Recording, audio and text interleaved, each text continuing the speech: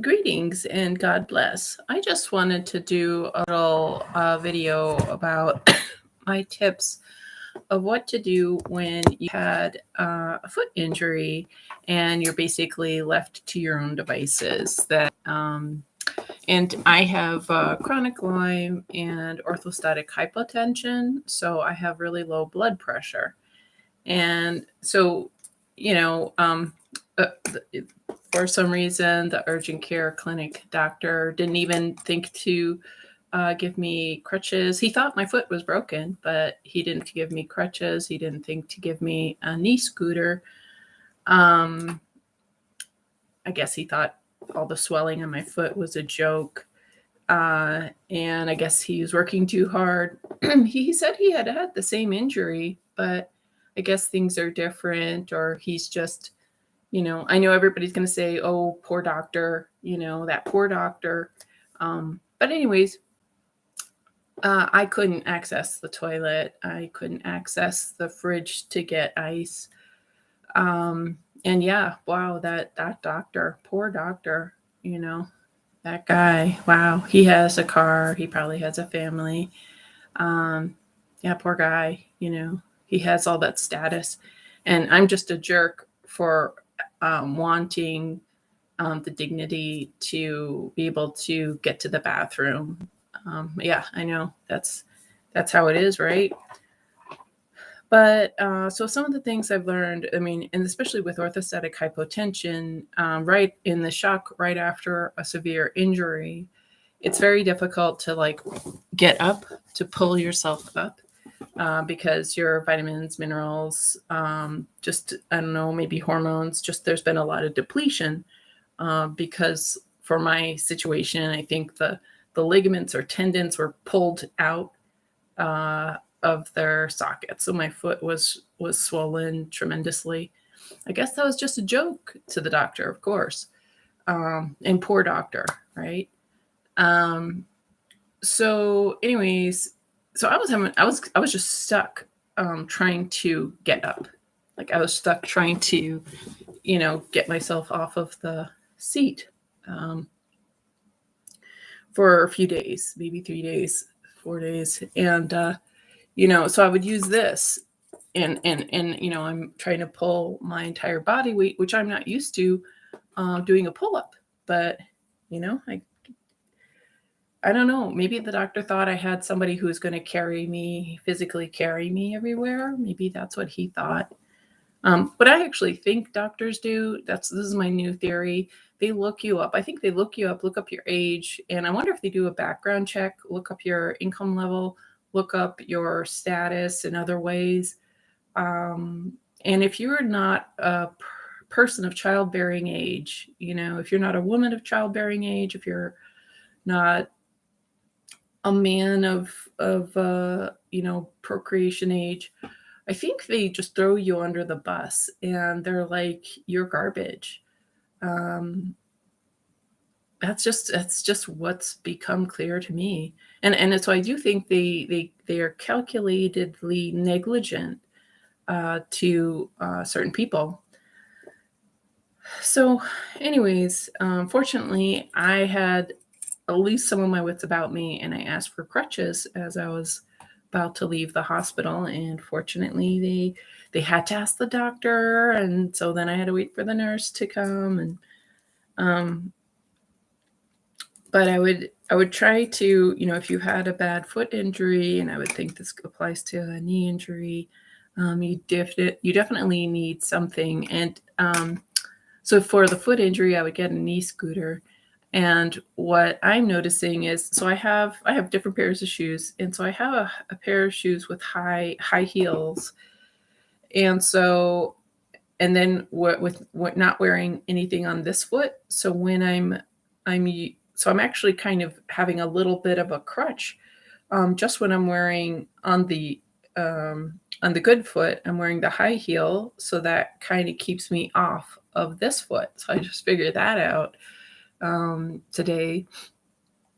And also, when you're trying to get off of something, so the thing is, when you have low blood pressure, hypotension, um, it's really, and you've just suffered a severe injury, it's really hard to just engage. Like now I've rested, I'm a week after the injury, so I have much more strength than I did the day of. So I couldn't even stand up for more than 60 seconds, if that, for the first 2 days. And so how am I gonna like walk to the bathroom when I feel like I'm gonna faint from standing, you know? But I guess it's a joke because the doctor, poor doctor, we got to have sympathy, only sympathy for the doctor. The jerk with the hypotension who just was severely injured and is in shock, you know, we just don't deserve any care. Because that's the what that's what I observe from people. I mean, even just kind of talking to locals, they didn't say, "Wow, that's bad." You know, nobody said that's bad. Everybody's just like, you should just take care of it yourself, you know. And that's just the story. That's the story of, I think, my demographic's life. And I'm not just saying a white woman over 50. I think it's somebody of a certain income level. Like what I notice. So here in Rapid, and I'm going to digress if you'll permit me, is something I notice is a lot of people staggering around. And so, of course, there's a lot of drugs, there's a lot of alcohol, homelessness, trauma unthinkable trauma. But what I realized is, what I learned is with certain types of medical procedures where there's a piercing and pouring of certain chemicals and substances into the veins, that causes neurological disorders. So that can cause, staggering. And I'm assuming, these people, the folks I'm seeing that are walking around that are staggering, I bet they've had concussions. And from my experience of with the urgent care clinic, that just basically throws you out there. They're going to charge you, they're going to get their whatever, they're going to sell your information, do some human trafficking, um, and just throw you out there, not really help you. So they've wasted your time, especially at the critical point where you need to like recline, put your foot up or whatever, get some ice on it. But they've wasted your time, this critical time, this acute time of the worst part of the injury, and going to charge you for wasting your time. But what I'm realizing is that's why so many people seem so injured. So many of the poor people here, the homeless people, it's like the zombie Walking Dead here. And the thing is, like, everybody's like, well, why don't you get a job? If you look at these, I mean, I don't like these homeless people yelling at me, telling them because of my skin color, I owe them reparations. I think that's just shocking and dehumanizing. It's unacceptable. And I know people, and of course, this is all a joke when I'm saying, this is all comedy when I'm saying, nothing I'm saying is true, YouTube. But I'm sure there's a lot of white liberals who think that I should be harassed, because I've had white and black liberal friends tell me I deserve it, because somehow I have to pay the price of history, if history is even real, But so there's all these really damaged people, concussions, addictions, different types of medical injury, improperly treated foot injuries or knee injuries or whatever. And so people are, on one hand, people are bashing these people who have not received sufficient, decent medical care. And of course, you can't expect somebody who's so severely damaged to be like, oh, I'm going to work for Safeway now.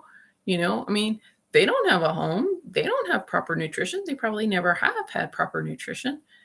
They don't have the supplements and the body work and the sauna and the whatever to actually help them heal and stabilize. So I think on one hand, you can't have these ridiculous, unrealistic expectations that privilege has provided.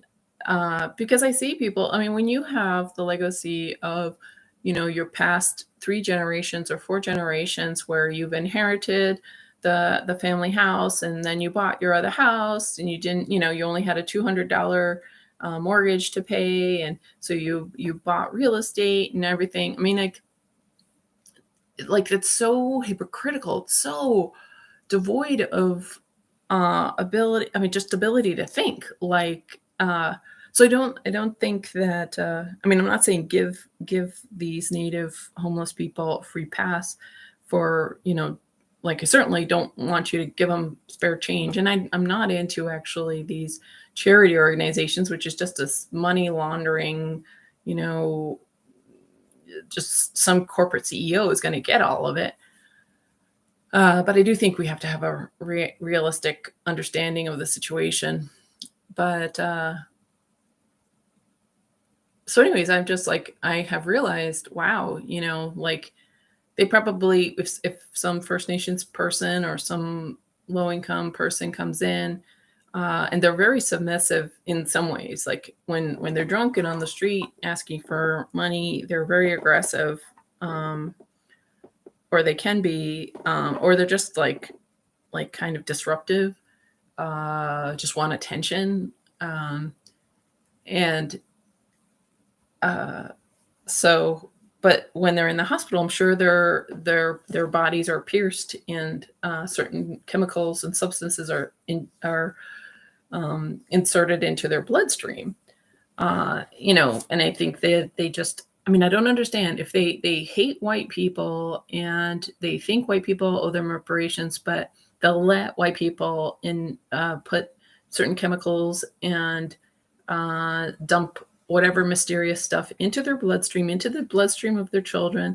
They'll suffocate themselves and their children. At some point, things are just kind of absolutely insane, actually. Um, but that's what we're living in. So, anyways, I just wanted to say, if you have low blood pressure and you get a bad foot injury, I got diverted, but just try to, if you can. I mean, because I didn't think of this when I was first injured, but you might be able to get some leverage to get up. If you can if you have the strength to push yourself up from the seat. Because it was also hard once I did get to a toilet a couple days later. I realized, okay, because I was stuck on the toilet, I couldn't get up, and so now what I do, and I still do it now, is I'll push from the toilet seat, which gives me a little bit of height or oomph or something, and then I engage my thighs, and that seemed to seem to help. So with that, I think I'm going to wrap up. So thank you for watching, and if you have any other suggestions of what to do when you're solo, nobody's there to bring a toilet to you or bring you to the toilet, and you've had an injury that the poor doctor just can't he can't think to suggest a kneeling scooter, because we have to have sympathy for the poor doctor. Like, if you have any other suggestions, please share.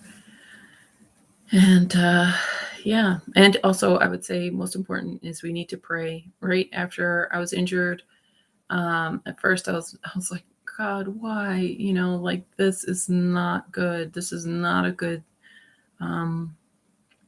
situation. And then I had just heard a sermon that it's good to thank God for the bad times as well.